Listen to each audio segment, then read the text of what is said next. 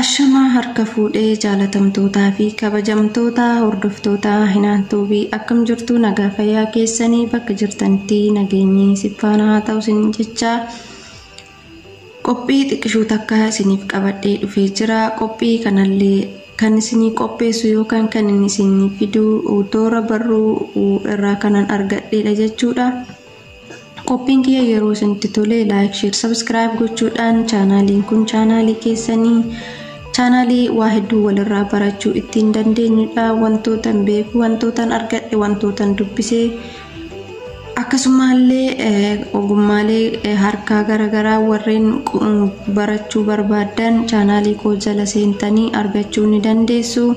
Like, share, subscribe gochuudhaan hordofaa isiniin jedha. Qophiin kiyya har'aa jechoota barsiisoo jedha. Jechoota barsiisoo wantan barruu Facebook irraa argadhe tokko isiniif qooda hanga xumuraa sagantaa kootti nafaana turaa naffeerraa kooti.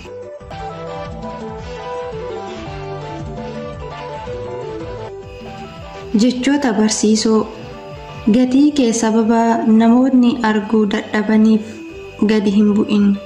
Namni waan siin jedhu hin dhabu, ofiinuu waa jedha waan ta'eef. Fuuldura kee jiru ilaali, dukkana har'aa obsi. Namni ati abdatte haala tokko naaf jijjiira jettu amala isaa sitti jijjiiruu danda'a. Namni sababaan sitti dhiyaatee sababaanis si dhiisee akka deemu hin dagatin. Namoota osoo sirraa homaa hin barbaadin tola siif oolaniif gatii guddaa kenni.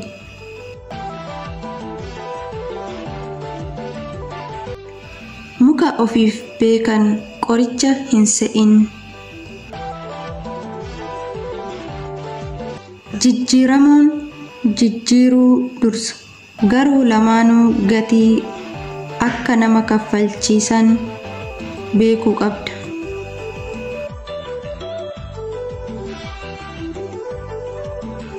Diinni yoo si waraane qaama kee si madeessa, hiriyaa sobduun garuu sammuu kee si madeessa.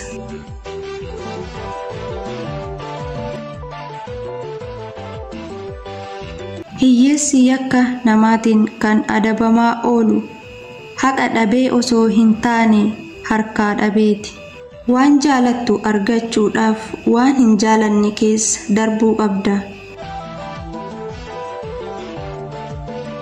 Bakka mukni goolii jiru hin beektu taanaan cal'istee kubbaa dhiituun faayidaa hin qabu. Namni nama jijjiiruu hin danda'u, garuu namni tokko akka namni jijjiiramuuf sababa ta'uu ni danda'a.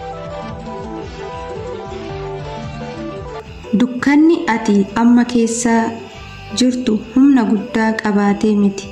Situ ifa guddaa si harka jiru dhaamsee keessa dhaabbataa jira malee. Namni irra deddeebiin waan hin qabne lakkaa'aa oolu waan qabu dagata.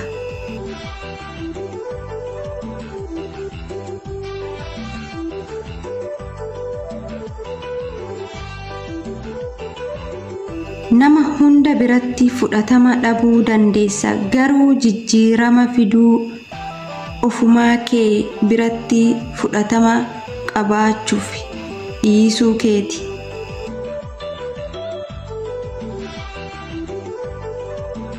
Namoota jechaan osoo hin taane onneen si booji'an filadhu.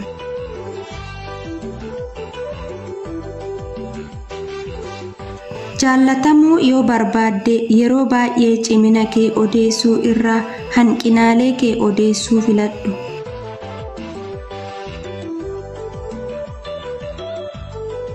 Hamma guddina kufaatii keetii kan murteessu deebii ati kufaatii keetiif deebistuudha.